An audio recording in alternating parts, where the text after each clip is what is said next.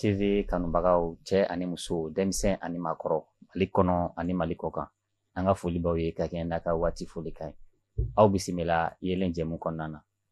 ni maa kunnafoni tan o ye kunfama ye maa kunnafoni ni o ye maa kegun ye o de la bamananw b'a fɔ ten ko maa lasɔmini o ye suba ye o de la an bɛ to ka maa kunnafoniw fana wele walasa an lamɛnbaaw ani an filɛbaaw fana a bɛ se ka kunnafoni ɲuman sɔrɔ cogo min na o hukumu kɔnɔna na bi an ka maa welele ale ye Salif Sako n'ale ye juriste i bisimila Oran TV plateau sanfɛ. An b'i fo ka Oran TV filɛlibaga bɛɛ lajɛlen fo Mali kɔnɔ ani Mali kɔkan. D'accord. Salif Sako tɛmɛnen kɔ ka bɔ yen maa welelen filanan ale fana ye kunnafonidila ye donc ni ale ye Kureshi Sise ale ye an ka kɛnɛ maakɔrɔ ye Kureshi i bisimila. Content. Merci bien pour l'invitation là. D'accord. Mais il faut qu'un technicien faut ka bɛɛ lajɛlen fo. OK. An filɛbaga bɛɛ lajɛlen ka bɛɛ lajɛlen fo. D'accord. Ala k'an bɛn sa. Amina yarabi. Ayiwa foli tɛmɛnen kɔ ka bɔ yen nɔ an bɛ marsi la n'an ko marsi ale ye Mali ka démocratie anniversaire dɔ ye mars 91 mars 2022 an hakili la an ka démocratie an ye san 31 sɔrɔ donc san 31 hukumu kɔnɔna na an kɔni y'a kanu dɔgɔkun bɛɛ lajɛlen kɔnɔ ka se ka thème ta gɛlɛya minnu bɛ yen an ka démocratie yɛrɛ lawaleyali la an ka se ka baro k'o kan ka hakili jagabɔ kɛ mun de la gɛlɛya ninnu nana fura jumɛn bɛ se ka sɔrɔ gɛlɛyaw la o na kɛ an ka maa welelenw ka hakili jagabɔ ye bi an ye thème min ta wulada in na o ye an ka Mali sariyaw an y'a lakɔlɔsili kɛ k'a fɔ ko sariya lawaleyali gɛlɛyaba bɛ a lawaleyali la mun de la gɛlɛya bɛ a lawaleyali la o ye kelen an ka wasaden minnu bilalen fɛnɛ k'olu ka se ka gouvernement contrôler i bɛ taa sɔrɔ contrôle fɛnɛ gɛlɛya bɛ don fɛnɛ na mun fɛnɛ na gɛlɛya bɛ ka don olu la o bɛ kɛ an ka bi wulada in na hakili jagabɔ ye an b'a daminɛ Salif Sako la n'ale ye juriste ye ayiwa i n'a fɔ an bɔra k'a fɔ cogo min na an bɛna kuma sariyaw lawaleyali kan ni o b'a fɔ ko loi ayiwa bamananw b'a fɔ ka kuma la ko ni ji a ye jifilen saran mɔgɔ min bɛ ka ji min i kamana bɛ gan o kelen bɛ bi na an ka Mali sariya ko ye i bɛ taa sɔrɔ minnu kan ka sariya lawaleya ni o ye gouvernement ye olu minnu yɛrɛ bɛ sariya yɛrɛ kɛ n'u bɛ projet de loi kɛ ka taa n'a ye ni a votelen kɔfɛ a lawaleyali gɛlɛya bɛ don a la donc n'a fɔra yɛrɛ k'a hakili jagabɔ kɛ mun de la gɛlɛya bɛ don an ka sariyaw lawaleyali la kuma caman. N b'i fo yanni k'i ka ɲininkali jaabi a ka di ye ka n da se sariya ma sariya yɛrɛ fɛn jumɛn ye. D'accord. Alors sariya ye an ka bɛnkan sɛbɛnw de ye bɛnkan sɛbɛn minnu bɛ ta anw yɛrɛ fɛ a bɛ se ka ta an yɛrɛ fɛ directement i n'a fɔ e ni ne n'a bɛ fɔ o ma ko constitution o ye sariya dɔ ye a bɛ se ka ta an ka wasadenw fɛnɛ fɛ n'a bɛ fɔ o ma ko loi o ye sariya kisɛ ye donc fo danfara ka fɔ mɔgɔw ye k'o dɔn sariya en global donc o ye sariya constitution b'o la n'an ka sariya sunba ye sariya kisɛw b'o la n'o ye loi ye ani a tɔw règlement ni a tɔw bɛɛ lajɛlen donc maintenant o y'an ka bɛnkan sɛbɛnw de ye maintenant o bɛ ta cogo di donc n'an taara sariya kisɛ la sariya kisɛw bɛ ta an ka wasadenw de fɛ n'a taara donc en principe a bɛ ta olu de fɛ donc n'a taara donc a kan ka wajibiya jamanaden bɛɛ lajɛlen kan maintenant a batoli donc an b'o de bato jagoya la munna a tɛ ka se ka bato parce que n'i y'a ta ka jateminɛ sariya ninnu yɛrɛ dɔɔnin tɛ kosɛbɛ fɔlɔ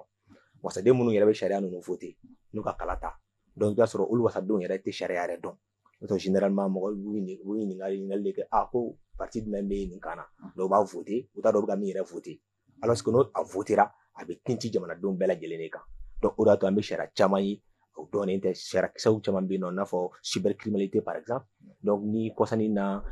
an ka kiri mɔgɔw commencera ka mɔgɔ dɔw minɛ an bɔra cybercriminalité kalama k'o yɛrɛ ye sariya kisɛ dɔ ye Mali kɔnɔna la donc a dɔɔnin tɛ donc mɔgɔ minnu kan ka sariya kisɛ in ta k'a fɔ mɔgɔw ye o ye député ye non seulement o kan k'a ta mais o kan ka fɔ jamanadenw ye bon ni sariya de taara parce que aw ye anw sugandi pour que an kana aw lafasa wasabulon kɔnɔna la donc ni sariya kisɛ nin de fɔra anw ye an bɛ fɛ ka nin de ta aw hakilina ye jumɛn ye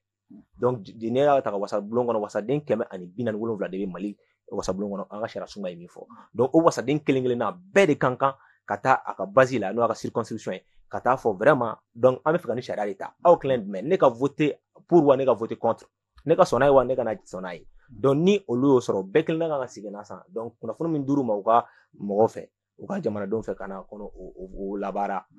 wasabulon kɔnɔna la ni a sɔnna sɔnkara ma ka voter ni bankara ma k'u ban ka voter mais an y'a ye k'a fɔ bi o wasaden ninnu olu yɛrɛ tɛ o baara yɛrɛ kɛ fɔlɔ donc olu yɛrɛ t'a dɔn sariya kisɛ min bɛ ka voter fɔlɔ kuma tɛ k'a ɲɛfɔ donc o ye situation ye donc maintenant an y'a ye k'a fɔ o ye gɛlɛyaba ye donc wasaden minnu kan ka fɔ n'o ma fɔ donc mɔgɔ t'a dɔn donc o de y'a to fɔlɔ an bɛ se k'a fɔ donc dɔnbaliya o y'a gɛlɛyaba dɔ ye mais gɛlɛya ba jumɛn dɔ fɛnɛ jumɛn o ye ban ye an bɛ se ka fɔ jamanadenw tɛ se olu t'a dɔn mais jamana ɲɛma minnu b'an kunna olu b'a dɔn olu b'o ban i n'a fɔ exécutif da sera ma cogo min na donc olu b'u ban kunbɛn na a dans la plupart du temps parce que a sariya kisɛ dɔw bɛ yen nɔ o t'olu yɛrɛ fɛnɛ arranger donc n'olu ban kiiritigɛla mɔgɔw de kan k'olu ɲangi mais n'i y'a ye k'a ye k'a fɔ kiiritigɛla mɔgɔ minnu kan k'olu ɲangi dans la plupart da fɔ ma ko haute cour de justice dɔ tɛ sɔrɔ o haute cour de justice olu bɛɛ ye u ɲɔgɔnnaw ye i bɛ taa sɔrɔ a bɛ gɛlɛyaba don ɲangini yɛrɛ la donc u b'a fɔ o de to b'a ye k'a fɔ sariya sɔsɔ bɛ dan tɛmɛnen don an ka gouvernement fan fɛ mɔgɔ si tɛ se kuma kiiri tɛ kuma foyi tɛ kuma donc u b'a kɛ dans toute impunité donc o de y'a to vraiment gɛlɛyaba b'a la donc ne yɛrɛ bolo solution ye min ye dɔrɔn donc an ka jɛ ka vraiment k'an bolo di ɲɔgɔn ma pour que vraiment ka an bɛ tila ka don solution kɔnɔna na ayiwa Kodoshi Sise ko ni misi pan a biribaga kunna i bɛ wele ko cɛ sosuruli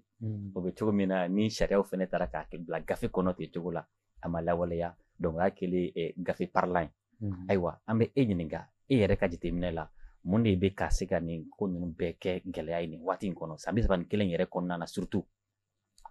bon i b'a dɔn Sako y'a fɔ cogo min na dɔnbaliya a fanba ba ye dɔnbaliya ye parce que n'i y'a mɛn an bɛ sariya ko kuma fɔ fɔlɔ yɛrɛ mun de bɛ na n'a ye puisque i bɛ taa jamana dɔw kan fanga de bɛ yen sariya tɛ yen est-ce que a faamu i b'a sɔrɔ fanga mun bɛ yen don min na o ni dingɔ bɛ de ye sariya ye o ni dingɔ de bɛ labato o ni dingɔ de bɛ kɛwaleya a kelen de bɛ ale de bɛ comment dirais-je mun ka da mun ale de bɛ sariya tigɛ ale de bɛ loi fana fɛn comment dirais-je quoi a ka volonté de bɛ élaborer par exemple n'i taara jamana o jamana kɔnɔ ni dictature kow bɛ yen kosɛbɛ kosɛbɛ i b'a ye sariya ko kuma tɛ yen nɔ pouvoir de bɛ yen pouvoir de sago bɛ kɛ i m'a faamu juges ni fɛnw bɛɛ bɛ pouvoir de ka fɛn fana kɔnɔna la quoi donc n'i y'a mɛn sariya ko kuma yɛrɛ bɛ fɔ a n'a batobaliya n'a batoli ni a batobaliya ɲuman n'a batoli ko kuma c'est que an bɛ démocratie ko kuma de la est-ce que a faamu démocratie ko kuma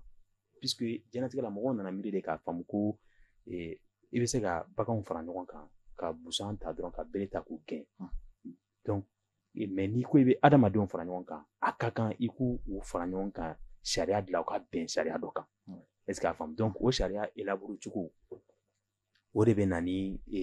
pouvoir i m'a fɔ cogo min na i n'a fɔ démocratie la u bɛ na ni pouvoir yɛrɛ tilala sariya in yɛrɛ kunna i n'a fɔ dɔnni b'a élaborer jɔn b'a exécuter n'a ma exécuter jɔn b'a appliquer est-ce que a faamu donc i b'a ye directement démocratie yɛrɛ sigi sen fɔlɔ la o nana ni nin de fɔlɔ ye k'a yira ka pouvoir fɔlɔ kɛ pouvoir mun bɛ sariya yɛrɛ élaborer k'a voter ka a bɛ tɛmɛ ale de fɛ yen n'ale y'a initiative ta a bɛ tɛmɛ ale de fɛ yen ni mɔgɔ de nana n'a initiative n'a kɛra association ye o n'a kɛra gouvernement ye n'a kɛra fɛn o fɛn ye a bɛɛ bɛ tɛmɛ o pouvoir fɔlɔ de fɛ n'o ye pouvoir législatif ye ale ka baara de ye sariya yɛrɛ kisɛ dilanni ye k'a bila jamana ka marali cogoya kɔnɔna la donc pouvoir mun fana bɛ yen ko o de bɛ baara kɛ k'u b'a fɔ exécutif a dɔnna fana k'a ye c'est pas que e ye masakɛ ye aw ka régime nana ko baara ka di aw ye cogo min na k'a b'a kɛ ten o tɛ bɛn donc aw bɛna baara mun kɛ a bɛ kɛ sariya de ye k'a sigi puisque n'i ye sariya fɔ directement dɔrɔn an ka jamana ninnu kɔnɔ mɔgɔ bɛ taa directement ɲangini sariya de la n'u b'a fɔ ma ko loi pénale or o sariya in valeur b'ale la fantan jamana dɔrɔn de kɔnɔ jamana o jamana ni a fantanya ka bon a délinquance ka bon a banditisme ka bon i b'a ye loi pénale bɛ na priorité la jamana mun ma basigi mais jamana développé basigilen i b'a ye loi budgétaire ninnu ni loi financière ninnu ni hali tribunal la i bɛna ye k'a fɔ tribunal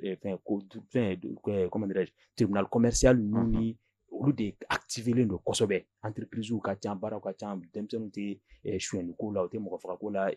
ni jamana stabilisera dɔrɔn i b'a ye droit pénal bɛ na kɔfɛ kojugu donc ne bolo hali débat yɛrɛ tɛ se k'a ɲɛsin o ma fɔlɔ donc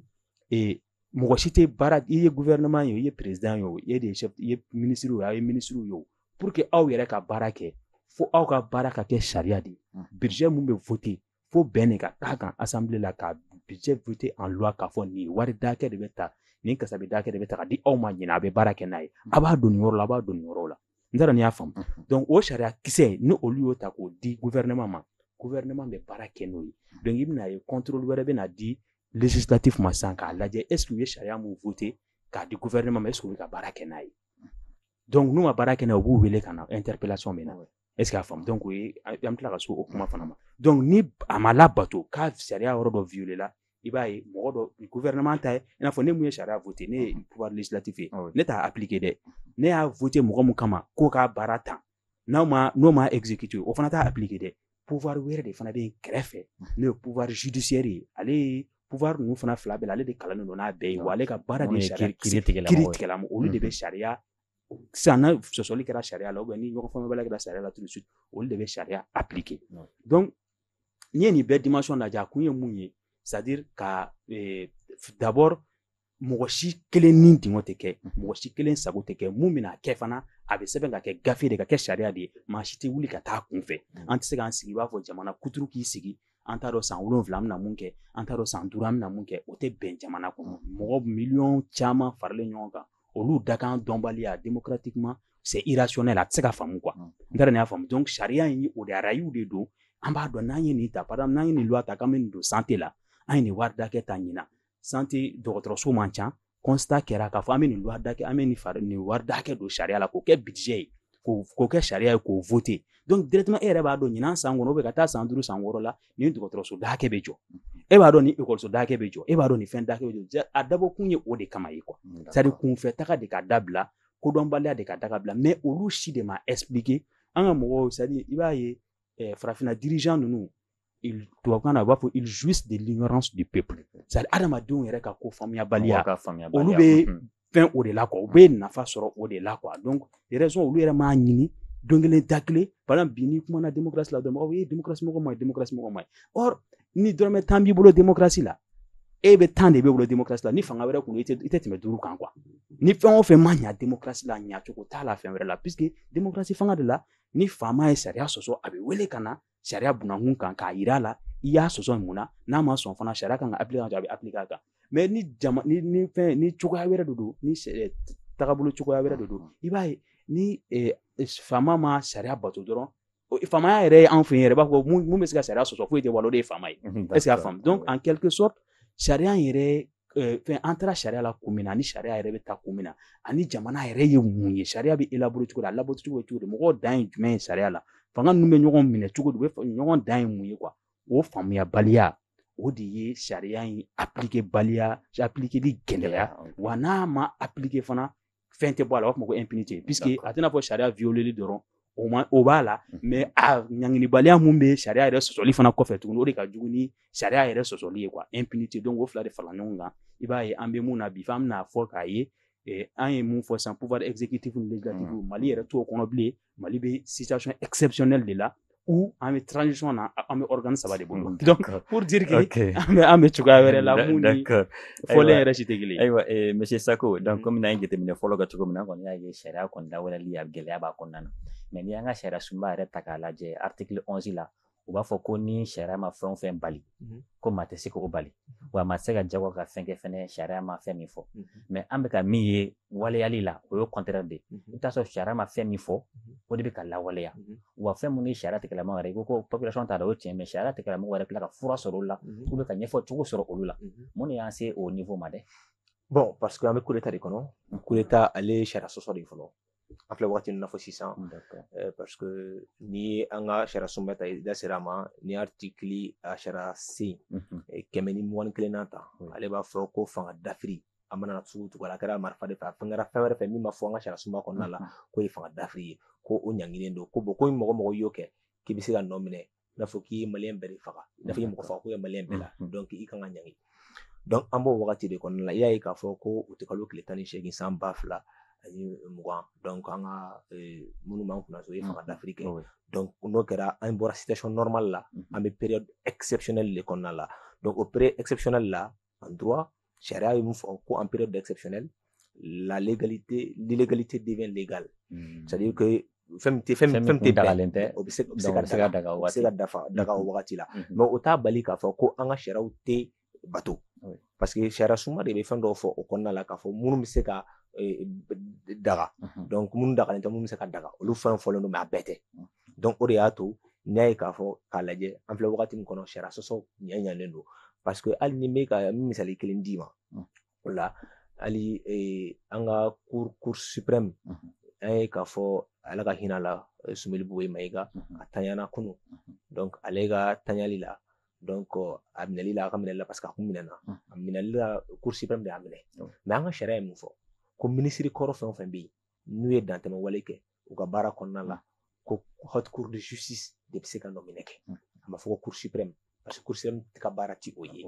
mais an y'a ye k'a fɔ munna cour suprême wulila yɛrɛ ka na nɔ minɛ kɛ parce que haute cour de justice min kan ka nɔ minɛ kɛ an y'a ye k'a fɔ o tɛ yen jamanakuntigi ala ka hinɛ la Ibrahim Boubacar Keita ale kɛtɔ ka walan sɛmɛ donc ale haute cour de justice ci a y'a ci cogo di parce que ale assemblée ci assemblée dun filɛ n'i y'a ta ka député de bɛ yen o député kelenw mɔgɔ 15 de bɛ bɔ o député la ka taa don haute cour de justice kɔnɔna la donc o bɛ fɔ olu ma ko les députés juges donc olu de dagalen don ni minisiri minnu ye dantɛmɛ wale kɛ u ka baara kɔnɔna la a da sera ma k'olu ɲangi donc pourquoi parce que an bɛ wagati dɔ la ko fangaw ka bɔ ɲɔgɔn na la séparation des pouvoirs le pouvoir exécutif le pouvoir législatif et le pouvoir judiciaire donc pouvoir exécutif pour législatif olu bɛ ɲɔgɔn jateminɛ u ka baara kɔnɔna la pour que maa si kana dantɛmɛ wale k'u ka baara kɔnɔna la o de y'a to pouvoir exécutif ale bɛ se ka dangari pouvoir législatif ka baara la n'o ye député ka baara ye jamanakuntigi bɛ se ka sigilen to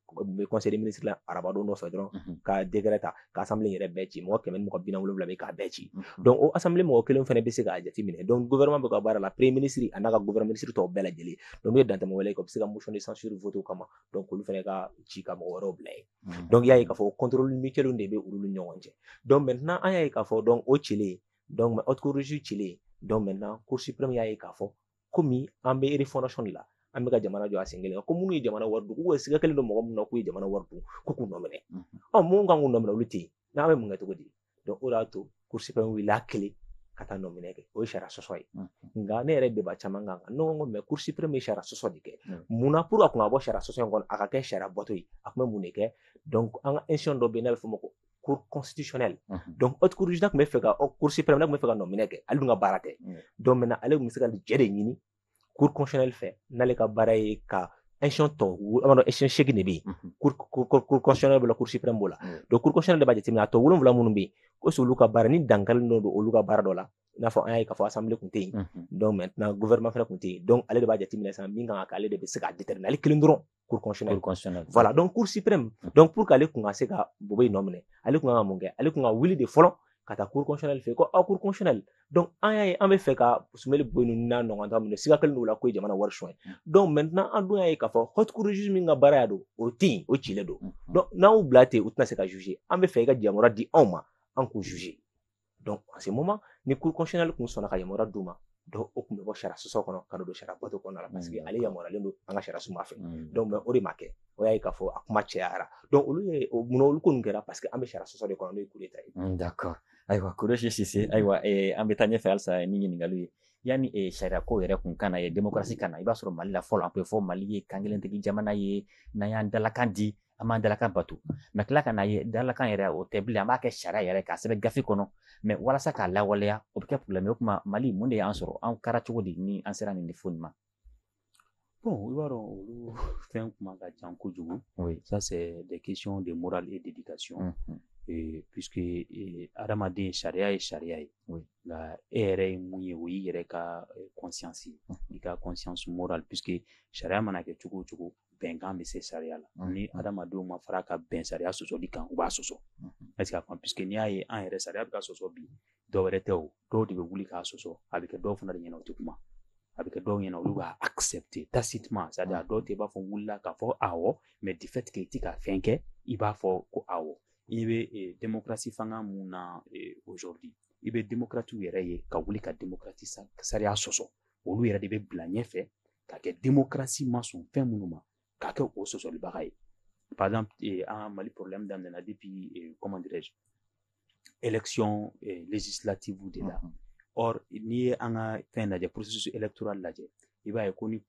cour constitutionnelle de arrêt bɔ k'a fɔ ko nin élection ye résultat ye nin ye o labatoli o arrêt constitutionnel de loi constitutionnelle de o labatoli ye maliyɛn bɛɛ lajɛlen ma wajibi ye c'est-à-dire o la n'an taara se o yɔrɔ ninnu ma tiɲɛ tɛ yen tuguni quoi c'est-à-dire puisqu'il faut que les gens comprennent a bɛ digi mɔgɔw la le droit et la vérité ne sont pas la même chose droit ye droit de ye juge ye adamaden de ye a bɛ fili puisque ala de bɛ tiɲɛ dɔn mais juge bɛ droit de dɔn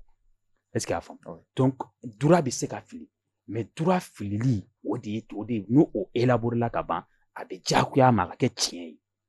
jamana ka stabilité de be o la. Donc arrêt constitutionnel bolé k'a fɔ ko ni élection in de gagnera tan de principe démocratique bɛɛ kun kan ka sɔn a ma puisque e tɛ se ka jamana kuturu dakan ta k'o d'Afrique k'o yɛlɛma k'a sababu kɛ san 5 kama jamana ka bon o ma quoi. Donc o la n'an taara se o yɔrɔ la i b'a ye ka taa se principe ma k'i jɔ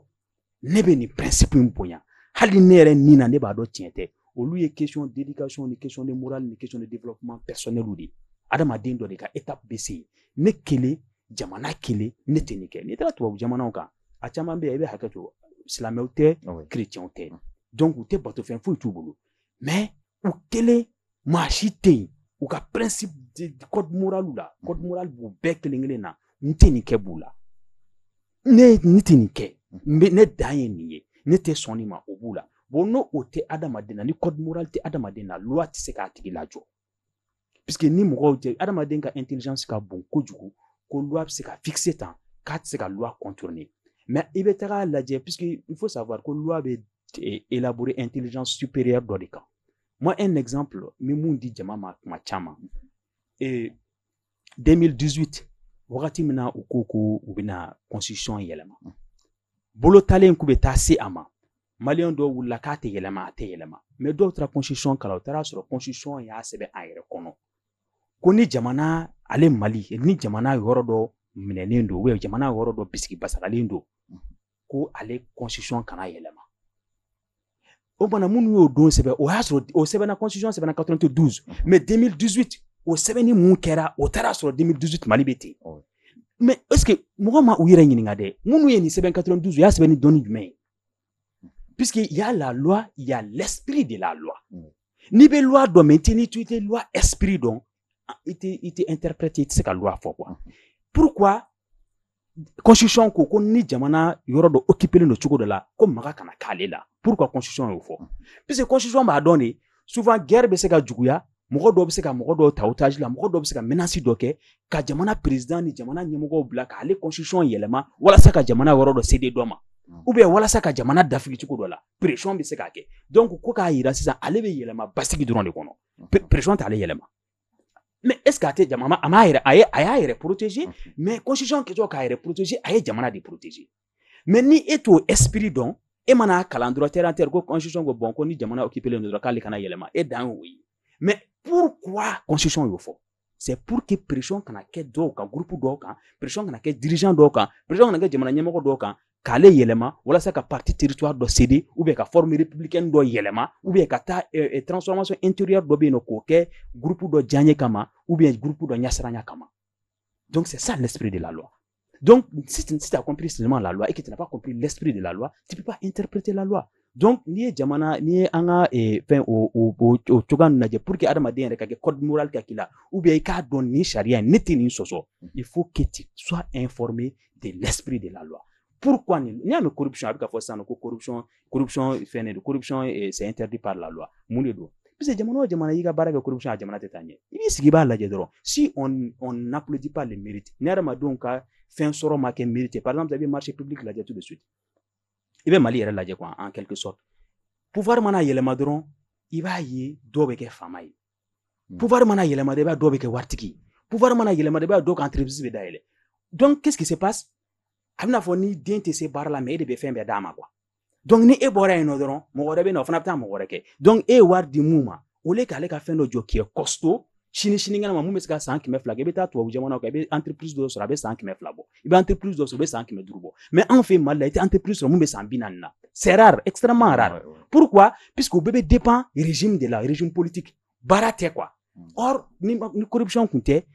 e ni ne e bɛ se ka baara la nin bɛ se ka baara la an y'a di nin ma tiɲɛ kan i b'a sɔrɔ a bɛ na ni stabilité dɔ de ye a bɛ na ni basigi dɔ de ye mun bɛ bonya sinikɛnɛ ma ka taa fɛ stabilité bɛ o de kɔnɔna la mais anw bi n'i t'a dɔn pourquoi loi ko corruption kana kɛ e t'a dɔn k'a jubaju tɛ dɔwɛrɛ ye sinikɛnɛ ma dingɛ dɔrɔn don puisque e ye wari mun sɔrɔ ni régime na ni ne bɔra yen ka taa régime wɛrɛ nana ni ne kɛra waritigi e bɛ jigin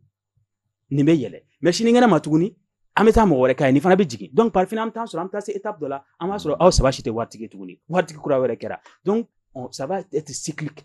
a bɛ kɛ dɔ bɛ jigin dɔ bɛ yɛlɛ jamana tɛ bɔ a nɔ la corruption kun ye o de ye Donc autant que ni mɔgɔw ma loi yɛrɛ faamu puisque mɔgɔ caman b'a fɔ et puis qu'il faut admettre aujourd'hui loi ninnu bɛ ka élaborer kan mun na jamanadenw n'a kan ka jan puisque la loi fɛn yɛrɛ bɛɛ de ka a fɛn a faamu ka gɛlɛn surtout a bɛ fɔ langage mun na pendant bɛɛ i bɛ se ka code pénal ta i b'a di mɔgɔ ma bɛɛ b'a kalan i bɛ se ka constitution ta i b'a di mɔgɔ ma le français est simple mais il y a toute une histoire c'est-à-dire il y a toute une épopée, il y a toutes des circonstances. Loi tara fɛn minnu kama walasa ka yɛlɛma ne bolo. Mais Kureshi, mais yɔrɔ dɔ bɛ yen i b'a sɔrɔ bɛɛ y'o faamuya i n'a fɔ misaliya sisan charte bɔra ka taa san ala ma mɛn a fɔra ko nombre de gouvernement k'a kana tɛmɛ 25 kan o explique fɔra kun pour que ka dépenses ka limiter mais an y'a ye dɔrɔn kalo 18 u nana o bɔ a kɔnɔ est ce que o bɛɛ ye faamuyabaliya ye oui ne b'a f'i ɲɛna faamuyabaliya de don mun na puisque an filɛ olu mun na n'i y'a mɛn charte élaboré la constitution de sɔsɔra pour que an ka se charte ma ne tɛ se ka sɔn ko mɔgɔ dɔ bɛ taa sariya dɔ sɔsɔ quoi k'o kɔfɛ k'a bɛ taa ɲuman kɛ ne tɛ se ka sɔn a ma de principe ne tɛ se ka sɔn ni e tɛ se ka ko kolon kɛ ko e ka o ko kolon kɔnɔ k'e bɛ taa ɲuman k'a kɔnɔ peut-être mɔgɔ ma mɔgɔ ma diɲɛ suivi kɛ kosɛbɛ mɔgɔ ma kalanba kɛ kosɛbɛ mɔgɔ ma fɛn dɔ faamu o bɛ se k'a jigi da i ka ɲuman dɔ kan an kɔni n'i ye ɲuman kɛ an b'a fɔ ɲuman don par hasard puisque n'i y'a fɛn fɛn jɔ 100 o 100 a 90 si tɛ ɲɛ a tigi bolo puisque diɲɛlatigɛ la sariya ye ligne dɔ de tracer k'an ka taa nin fɛ ni e nana par exemple, les gens qui ont pensé la constitution de 91, moun est démocratie fait, moun est fait que et nana clé que ebe seno lu be, lu nana ni fait que ebo be soso. Donc c'est que e nana e constitution est soso. Ebe Mali est là, il faut voir tout de suite. Ne Mali fait hiérarchie là aujourd'hui. Constitution be sarti sans fait. Mais par contre dans mes situations exceptionnelles mon a, sarti de quand que constitution sans fait. Mais puisque ni loi nous confronter nous on a ni e constitution de la sarti sans fait. On croit que e yira soso puisque constitution ni loi est ça ka ta ñon fait. Enfin, mais par contre, normalement, charte de constitution sans fait. Et charte vide mounoubi, constitution me sera kana oluta en période exceptionnelle, c'était prévu pour 18 mois. Or, comme avait souligné diagua, puisque on fait une période de confusion de qu'on a viol de qu'on a la violation de qu'on a là. Il faut pas qu'il y ait non, normalement, c'est la charte qui est prioritaire et après la constitution vient, puisque la constitution vient pour combler les vides de la charte. Puisque tant en boulot comme constitution courata, transition de kama. Ok. D'accord, avec la kana proposition de solution na aywa monsieur Sako bon ida serama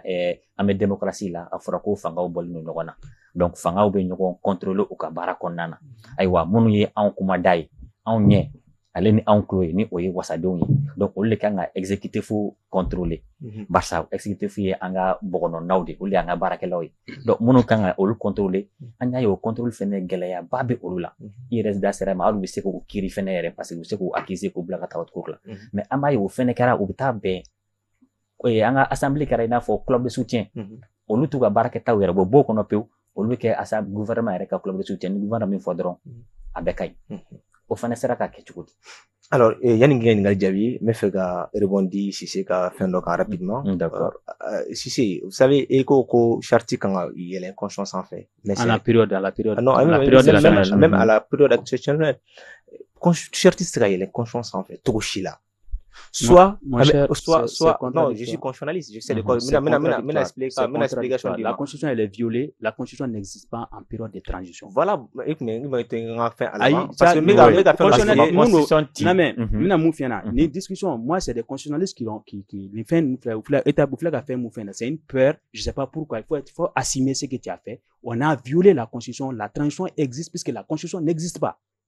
Moi aussi, la constitution n'existe pas en période de transition et on a élaboré la charte. Vous savez,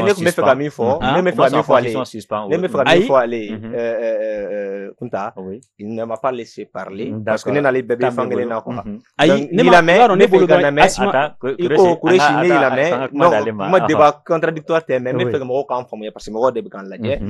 ni fois on y en tant que constitutionnaliste on est interpellé allez ko afla bébé il n'a pas nié ça constitution b charte b allez ko koni constitution b charte b ko charte quand il y a la constitution en fait c'est là où je dis que ce n'est pas vrai juridiquement vous allez parler après juridiquement ce n'est pas possible dans une république il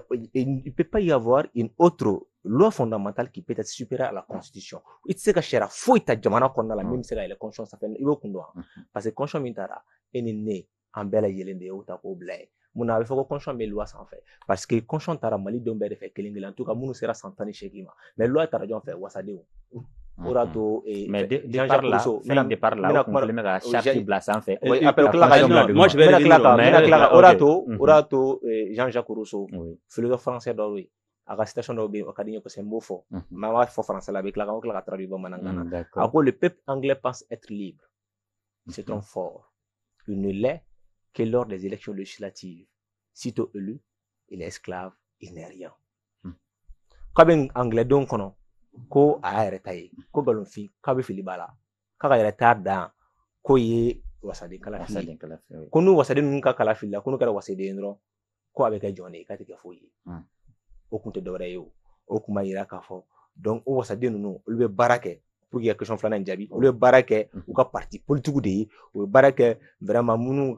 yu sigi RPM munu ni wala munu o barake no akilande, o barake ni jamana de population ga akilnay. Voilà. Donc o da to e contrôle info, o contrôle inti se ka keto shila parce que o te anga munu yuta o to ka intérêt défendre, o buka parti politique de intérêt défendre pour que o asira ski chien wéré. Donc o kuma te ya. Maintenant pour te dire que ningo munango conscience charte sa la conscience en fait. Ne bébé kuma kelena sorasu kunga monika ora tone afungo mo mu conseiller ils les ont mal conseillé. Pourquoi? Parce que ni ne kunga wa conseiller ne kuma fo aw ye coup d'état Aïcha la sosoke aw tse ka conscience flabla jamana konna la ay conscience aw boy na we boy ay barken charti min kada bo do charti kona ambe tanoyi mais ego ko conscience be ko charti be ko kashe be kala ya la conscience affaire ou le pays o tsa ke o so bi kelen boy ina fo burkina ga to mina mon frère il be conscience boy pep ye barken charti. Ben, on a mon conseil, on m'a son conseil de au sranadi. Il sait que la classe siron. Soit tu fais, tu assumes. Mais il y a que, kakla ka fait qui veut faire bricole, ou to ambe conscience so la. Voilà, bricole juridique, on sait que jeno e, que aga chatip sega, anga conscience so, ka on juru su amune sharia, ambega sharia, obega so. Donc, quand on s'y ko fana la je. Ou to al autre cour juridique ka fenga manga. Parce que conscience est ni conscience morendo, ka ga chatip dans ça, ambe comme na maga. En tant que, donc pour lui dire que, ambe kuma kelena, mais seulement militaire de mots assumés par rapport à la dissolution ou à la suspension de la Constitution. Nous, nous avons une conscience suspend. On ne peut pas charter d'oreille. Mais charter, c'est la conscience en fait là ou flat c'est bien. Soit charter ben conscience du gouma, soit on ne peut pas charter d'oreille la conscience. Ok, d'accord. Je sais pas si j'ai le droit de répondre quoi. Allez-y, non, mais il fallait qu'à mon femme quoi. C'est-à-dire à privilégier le charte qu'on a, tout ce que la charte n'a pas tranché va être pris en compte par la Constitution. C'est-à-dire, puisque charte kelen kunte se ka transition gérer. Et puis quand on dit que dans une république, nous ne sommes pas en république, nous sommes en transition. La république est en transition. Il faut comprendre que c'est une période où on ne peut pas dire qu'on est en totale république. Nous ne sommes plus en république, mon cher. Et constitutionnaliste nous aussi nous coup d'état kera puisque ni coup d'état kera on a fait violer là. Nous ne sommes que des juristes privés, des journalistes. Constitution est en détaillé. Vous êtes les garants de cette constitution là. La cour constitutionnelle, vous êtes les garants de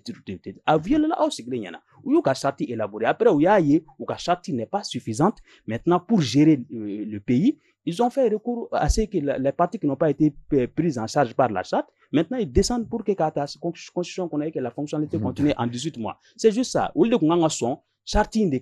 ba sans fait ou bien domina n'embora charti là. Départ là. Non, je comprends la valeur constitutionnaliste. Moi je comprends la valeur constitutionnaliste. Et si je dis j'ai l'âme constitutionnaliste. Moi j'ai l'âme constitutionnaliste. Il y a ni arrêt constitutionnel bora hal ni ma jena saya ko fait. Il kan son ka tu ka arrêt constitutionnel là puisque c'est une loi constitutionnelle.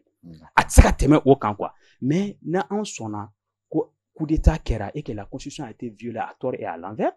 On est rentré dans une période exceptionnelle. Acte fondamental de Foro Taraga, Constitution Boui. Et la charte n'a pas touché à la Constitution. La charte a touché à l'acte fondamental.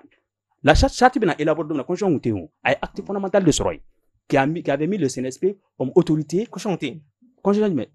il faut voir, la charte c'est l'acte fondamental. Mais la Constitution a toujours existé. La Constitution n'a jamais été fondamental est monqué. Acte fondamental de la Constitution Boui. Non, pas du tout. Non, ma Constitution, au moment où l'acte fondamental a été pris, puisque il y a en droit, il y a la façon explicite de faire les choses, mais il y a les tacites aussi qui font les choses. Ah, ou là, entre CNSP dans Siglene Balakaye, il y a un acte fondamental qui a été pris et qui a fait du CNSP l'autorité politique suprême d'un pays. Constitution on a nommé. Si l'acte fondamental existe, donc tacitement, La constitution n'existe plus. Mais pour moi, au lieu ça c'est dit. On n'a pas la même information. À ce que je sache, la constitution n'a jamais été suspendue au Mali. D'accord. Les militaires vont te dire qu'ils n'ont pas fait de coup d'État. Ils n'ont pas démissionner. On continue. Je respecte ta spécialité et j'aimerais que beaucoup Anthony Tala, c'est un mouille drôle. Parce que depuis Awati, à grâce au bail, coup d'État, coup d'État, donc c'est ça, le gouvernement qui a contrôlé. Parce que Anya ye wasade mon name vote ouye, kubla wasablon kono. Ole ka ke anye, enclos ani andai. Wala saka sika gouvernement ko la shi ko na sika filuka barakon. Nu filla ko wele ko sika seke wakaseko ali ou akize fene ko bla hot kurka. Mais amba ye oteke. Ou taben ka bembe ke jamana do ngere koka. Aywa mo fi fene nani o ko jamana kono. Mon cher ega wasade ndo gena ere nyo gale nyana ya. Mais depuis avant assemblée bi avec peut-être n'entra quoi faire là sinon faut se dire que mon koni bien bi CNT oui ama ate match ate munumba kono u koni be asimi koni wasa puisque na kadu ya bubla na kadu ya mo wereta c'est ka yelema donc koni be voilà ou nomené do u koni be asimi wasa donc c'est le semblant même qu'on voulait faire à ma reçu puisque on sent que on a pouvoir be sran qu'à pouvoir partager RD. Puisque réellement, les gens qui ne sont pas démocrates ont peur de partager le pouvoir. Et la démocratie n'est rien d'autre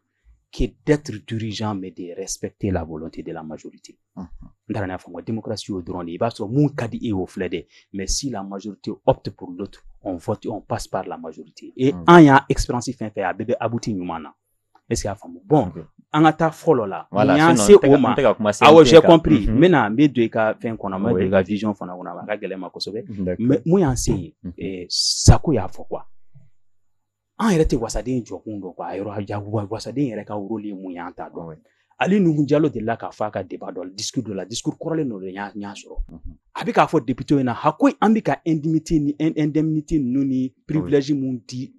wasadoma na man cloche mo do be na dono la u ba nyini ka eli ni indemnité ni privilège doron no fait donc nié wasadin wéré takun na je wasabulona atit bref comme malien repta école la kumina quoi kata pour réussir on ne va pas pour construire un édifice en état jamana jokama quoi en boule meta comment se fait-il que et présenter député à là et perdre et gagner na et ala ya ke munu be fanga la uye e ka gagner trati ka mo wéré la gagner arrêt constitutionnel bora ko mo wéré de gagner au moment où arrêt constitutionnel bora e ba donner e yo o soso et d'Afrique d'ailleurs puisque ni sara sumba social damne na dron la la kanati ntuni il y a pas de stabilité quand il y a la violation de la loi et des institutions ati mais enika o emasiki ka sanduru o expérience ta halna kera kata ka jamana kama ka tui mais e ko fe ka jamana d'Afrique wala sa e ka ke député e ka ke député koni tina ke puisque na mu ke ka penke ne kun kera député tsuko ke est-ce que vous comprenez un tout petit peu c'est à dire hal wasa den rebe na kumina ama imprégné à la on fana be voter mogo yokumu kama ibaye ni mogo be voter ambe voter so mogo suru anga région mogo anga dugla mogo nchia interke benge anga élection critère befle on vote pas par exemple ibeta wasablona ibta soro a fin fait clabe no ushi kalanite aya fo tugom na loi do be loi rebeta a do ba passoire de don quoi be loi nous voter durant ni consigne dira souvent en bora do kalama ko do reba fo je sais pas si c'est vrai ou ce n'est pas vrai ko war de du ma ko loi do voter bon tu ne sais pas ce que tu fais à ton pays ni ye sharia kulon te ka jamana kono yi ka jamana ci est-ce qu'il y a femme donc élection bika ke kumina élection kon be ka ma ke par formalité ame mo de lataka et puis ba gouvernement yere bi impliquer élection la fait ka majorité sera obligatoirement wala ça ali mana projet de loi fait que pour que amana tugo ke aka passer est-ce qu'il y a femme il peut avec fait la majorité sur fana hal na lega ministre ko ko ndo ke aya fina tugo mo kana wula no fait katana haute cour de justice là ça dit gouvernement te fait ka contrôler gouvernement il fana bi impliqué voilà ça munu mina ta le contrôler be ka le ka mai en fana te mo fana ta mun be loi don mun be jamana don mun ga critère e rebe ka te ba do par exemple ni flé en tant que constitutionnaliste ni yep député mo manga mo wéré ni ka voter ay tugunu. Mais non, n'a pas par exemple, lui, il se présente dans ton quartier, ni en tant que jeune comme ça, constitutionnaliste comme ça, lui, il se présente dans ton quartier, ni toi, quand tu as voté Mogodoy, il y a jamana feri, t'es la binani, ah mais jamana feri, et puis au plus bas prix quoi. Donc pour te dire, élection mɔgɔ yɛrɛ bɛ taa constitution ninnu ni jamana jɔsen ninnu a kun ma fɔ anw ye anw bɛ privilège in de ye n'a kɛra député ye macaron min bɛ d'a ma a bɛ don mobili min kɔnɔ voyage min bɛ kɛ passeport diplomatique min bɛ d'a ma ni fɛn ninnu million min bɛ sɔrɔ sara kalo la mɔgɔ bɛ boli o de nɔfɛ jamana jɔ ko tɛ est-ce que a faamu donc ne bolo dɔrɔn s'il y a comme une solution na peut-être voilà on a des solutions de kɔnɔ sisan nɔ ayiwa monsieur Sako donc o b'a to ko ni kunkolo b'i dimi kunkolo tigɛli o tɛ se ka kɛ kunkolo dimi fura ye ayiwa n'a ma ɲɛ an ko sisan nɔ filiw caman kɔni bɛ an ka fɛn kɔnɔna na an ko an ye état de droit de bon pratique la kɔni a tɛ ka kɛ ten cette fois-ci refondation de fɔra ka fɛnw bɛɛ bila à plat e yɛrɛ bolo an bɛ se ka fɛn ɲuman kɛ walasa nin ko ninnu bɛɛ an bɛ se ka bɔ nin bɛɛ kɔnɔ. Alors solution min bɛ ne bolo dɔrɔn o ye an k'an ka sariya ninnu fali a da sera fɛn dɔ ma n bɛ segin kɔ dɔɔni pour aller vite très rapidement n'i y'a ta ka jateminɛ mun na an ka séparation des pouvoirs tiɲɛ tɛ ko fagaw ka ɲɔgɔn kɔlɔsi u ka baara kɔnɔna la mun na tiɲɛ tɛ parce que n'i y'a ta ka jateminɛ pouvoir exécutif n'o ye jamanakuntigi ni minisiri ka fanga ye o de bolo bɛ nin pouvoir tɔ fila bɛɛ kan pouvoir législatif ani pouvoir judiciaire mun na n'i y'a ta ka jateminɛ jamanakuntigi bɛ sigi bolokɔrɔta fanga de la jamanadenw fɛ n'o o sigira o bɛ mun kɛ o bɛ fɛn bɛɛ de kɛ pour que maintenant ale ka majorité sɔrɔ assemblée nationale kɔnɔna la par exemple misali kelen dɔrɔn d'i ma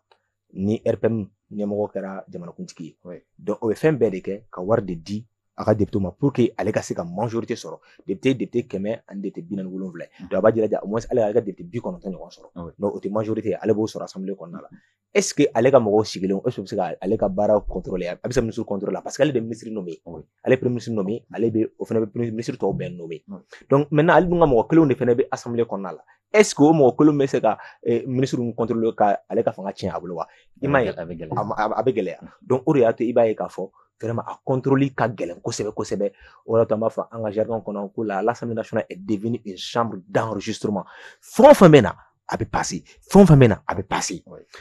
min yɛrɛ bɛ digi ne la kosɛbɛ b'o dɔn tunkunta o ye an ka budget de ye quoi loi budgétaire da sera ma kuma daminɛ la vous savez budget ye an bɛɛ ka nafolo de ye o budget élaboration na exécutif b'a préparer mais législatif n'o ye wasadenw ye olu de b'a autorisé n'olu b'a ka voter n'a voté a autorisé mais au budget bɛ préparer i bɛ taa sɔrɔ le budget parfois n'est même pas sincère u bɛ taa fɛn dɔw don fɛn dɔw la fɛn min kan ka kɛ miliyɔn 100 u t'o kɛ fo miliyari 1 ou bien miliyɔn 800 maintenant député minnu sigilen don k'o jateminɛ est ce que nin min fɔra est ce que a bɛ ka don a da fɛ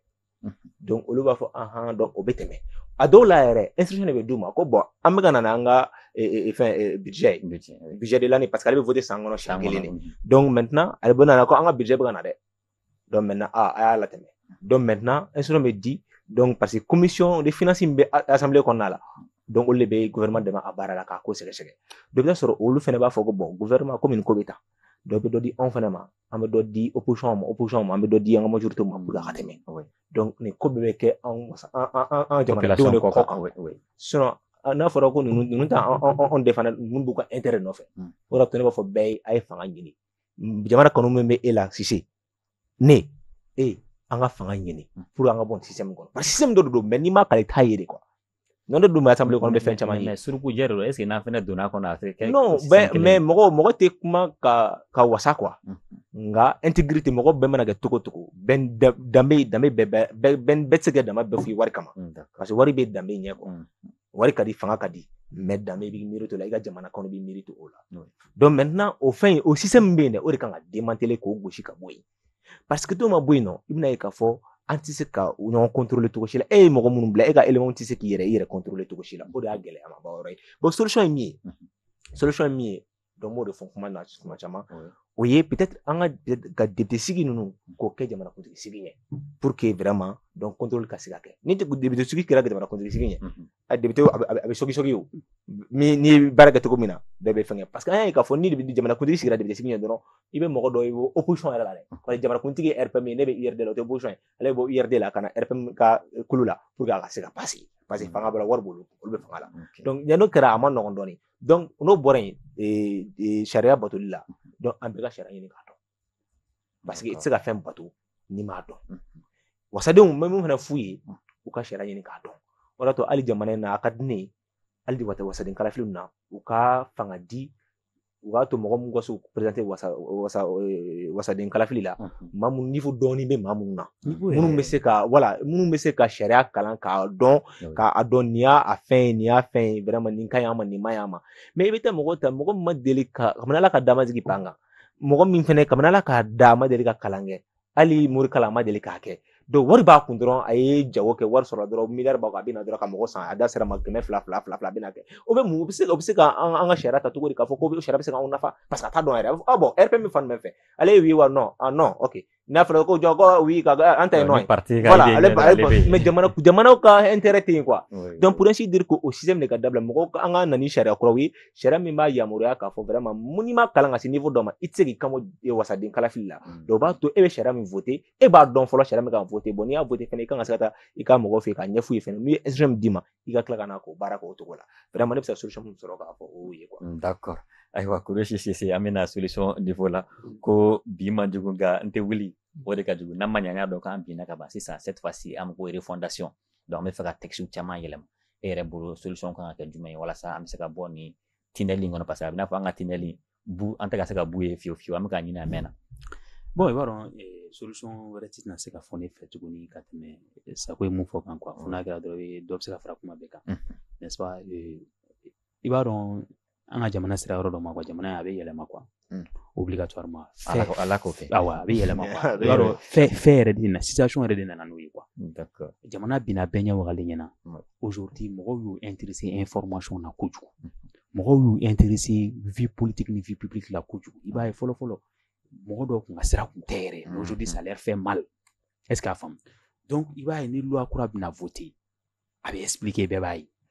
les gens vont s'impliquer les gens vont savoir mun de bɛna kɛ nin kɔrɔ ye mun ye mɔgɔw ka confrontation kɛ a ye mun fɔ a tɛ taa fɛn mun kɔ o ye i k'a dɔn e yɛrɛ bɛ ka mara ni sɛbɛn jumɛn ye e ka hakɛ ye mun ye